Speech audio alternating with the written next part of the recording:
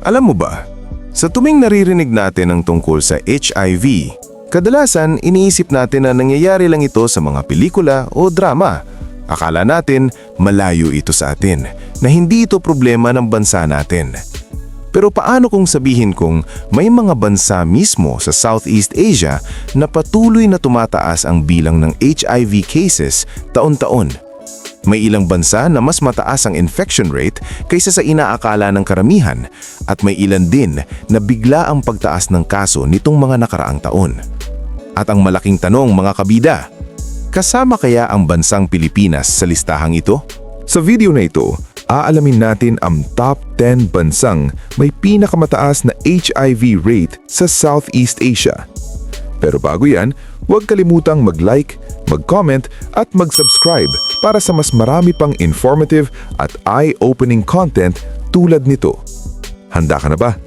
Simulan na natin. Ano nga ba ang HIV, mga kabida? Ang HIV o Human Immunodeficiency Virus ay isang virus na umaatake sa immune system ng tao, lalo na sa cells na tumutulong lumaban sa impeksyon.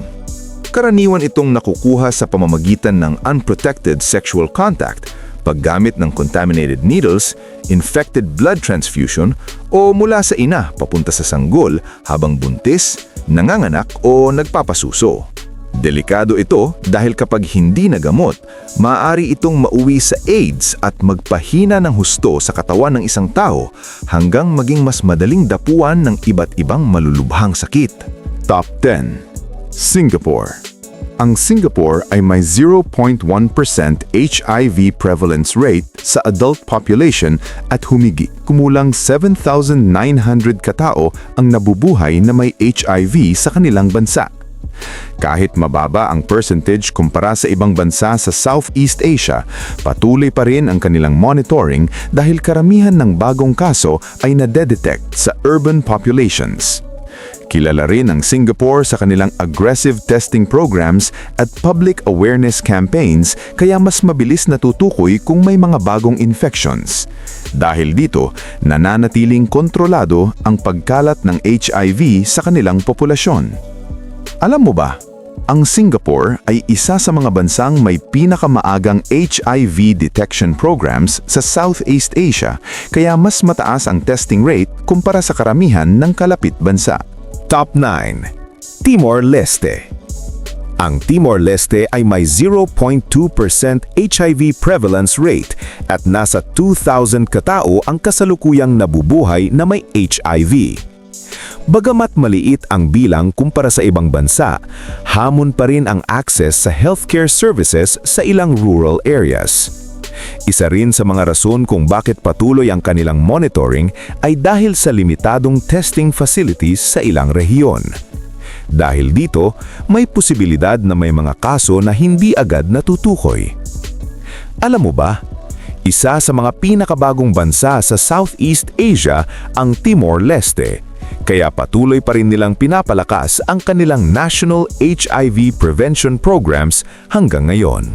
Top 8. Malaysia. Ang Malaysia ay may 0.3% HIV prevalence rate at humigit kumulang 84,000 katao ang nabubuhay na may HIV. Nitong mga nakaraang taon, nagkaroon ng pagbabago sa pattern ng transmission nila kung saan mas marami na ang kaso mula sa sexual contact kaysa needle sharing. Aktibo rin ang Malaysia sa harm reduction programs tulad ng needle exchange initiatives upang mabawasan ang pagkalat ng virus. Patuloy rin ang government awareness campaigns para mapababa ang stigma sa testing.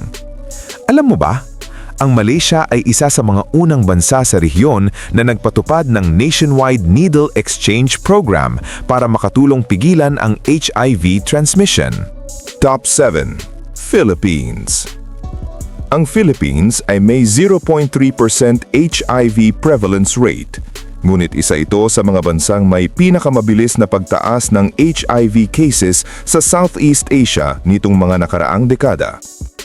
Ayon sa estimates, nasa 220,000 katao ang kasalukuyang nabubuhay na may HIV sa ating bansa. Karamihan sa mga bagong kaso ay naitatala sa younger age groups, lalo na sa urban areas.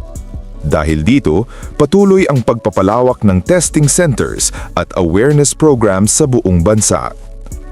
Alam mo ba, ang Pilipinas ay kabilang sa mga bansang may fastest growing HIV epidemic sa Asia-Pacific region nitong mga nakaraang taon. Top 6. Indonesia. Ang Indonesia ay may 0.4% HIV prevalence rate, ngunit may humigit kumulang 570,000 katao ang nabubuhay na may HIV, isa sa pinakamataas na bilang sa Southeast Asia. Dahil napakalaki ng populasyon ng Indonesia, mas nagiging hamon ang nationwide HIV testing at treatment coverage, lalo na sa malalayong isla. Patuloy rin ang pagtaas ng kaso sa ilang urban areas at high-risk populations. Kaya naman, pinapalawak pa ng pamahalaan ang kanilang prevention at awareness programs sa iba't ibang rehiyon. Alam mo ba, ang Indonesia ay isang archipelago na may mahigit 17,000 islands, kaya isa ito sa pinakamahirap na bansang i-manage pagdating sa nationwide HIV healthcare access. Top 5. Laos. Ang Laos ay may 0.4% HIV prevalence rate at humigit kumulang 21,000 katao ang nabubuhay na may HIV. Bagamat hindi mataas kumpara sa global hotspots, nananatiling hamon ang access sa testing at treatment sa ilang rural communities. Aktibo rin ang Laos sa pakikipagtulungan sa international health organizations para mapalawak ang prevention programs. Dahil dito, patuloy ang efforts upang mapigilan ang pagtaas ng kaso sa hinaharap.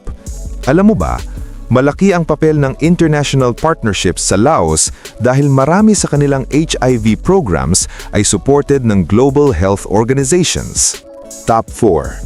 Vietnam.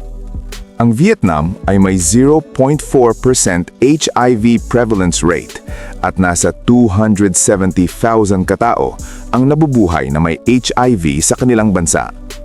Nitong mga nakaraang taon, nagkaroon ng malaking pagbabago sa HIV prevention strategy ang Vietnam, kabilang ang expansion ng community-based testing programs. Mas naging accessible rin ang treatment services kaya mas maraming pasyente ang nakakakuha ng tulong. Dahil dito, patuloy nilang sinusubukang bawasan ng transmission rate sa mga high-risk communities.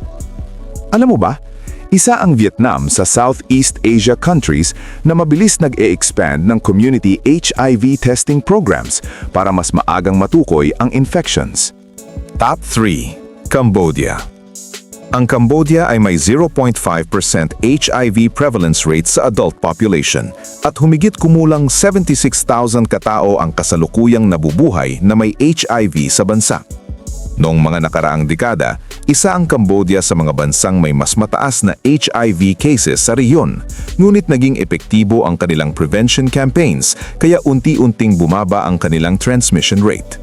Patuloy pa rin ang kanilang nationwide awareness programs lalo na sa vulnerable communities. Dahil dito, kinikilala ang Cambodia bilang isa sa mga bansang may malaking improvement sa HIV control sa Southeast Asia. Alam mo ba?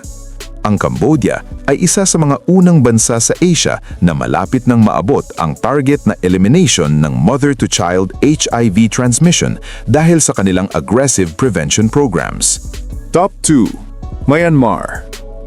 Ang Myanmar ay may 0.9% HIV prevalence rate at humigit kumulang 290,000 katao ang kasalukuyang nabubuhay na may HIV sa bansa. Isa ito sa pinakamataas na HIV rates sa Southeast Asia, lalo na sa ilang high-risk communities at border regions. Patuloy ang efforts ng international health organizations na suportahan ang testing at treatment access sa bansa. Gayunpaman, nananatiling hamon ang healthcare reach sa ilang lugar dahil sa geographic at social factors. Alam mo ba, ang Myanmar ay kabilang sa mga bansang may pinakamalaking support mula sa international HIV aid programs sa Southeast Asia upang makatulong sa prevention at treatment efforts. Top 1. Thailand. Ang Thailand ang may pinakamataas na HIV prevalence rate sa Southeast Asia sa listahang ito, na umaabot sa humigit kumulang 1.0% ng adult population at may 570,000 katao ang nabubuhay na may HIV. Noong mga nakaraang dekada, Isa ang Thailand sa mga bansang matinding naapektuhan ng HIV epidemic sa rehiyon. Ngunit sa kabila nito, kinikilala rin ang Thailand bilang isa sa mga leader sa Asia pagdating sa HIV awareness campaigns at treatment access. Patuloy silang nagpapatupad ng malawakang prevention programs upang mapababa pa ang transmission rate sa hinaharap. Alam mo ba? Ang Thailand ang unang bansa sa Asia na matagumpay na nagbawas ng malaki sa mother-to-child HIV transmission, isang milestone na kinilala ng global health organizations. At ayan na nga, ang top 10 countries na may pinakamataas na HIV rate sa Southeast Asia ngayong 2026. Isang listahang nagpapakita kung gaano kahalaga ang tamang kaalaman, awareness at pag-iingat pagdating sa HIV sa ating rehiyon. Sa kabila ng modernong panahon at mas advanced na healthcare systems, patuloy pa ring hamon ng maraming bansa ang pagkontrol at pagkalat ng HIV. Pero ang magandang balita, sa pamamagitan ng tamang impormasyon, regular testing at suporta mula sa komunidad, posible nating mabawasan ang bilang ng kaso at maprotektahan ang mas maraming buhay. Ikaw, kabida, nagulat ka ba na kasama ang ating bansa sa listahang ito? At kung meron kang topic na gustong talakayin sa ating mga future videos, i-comment mo na sa ibaba.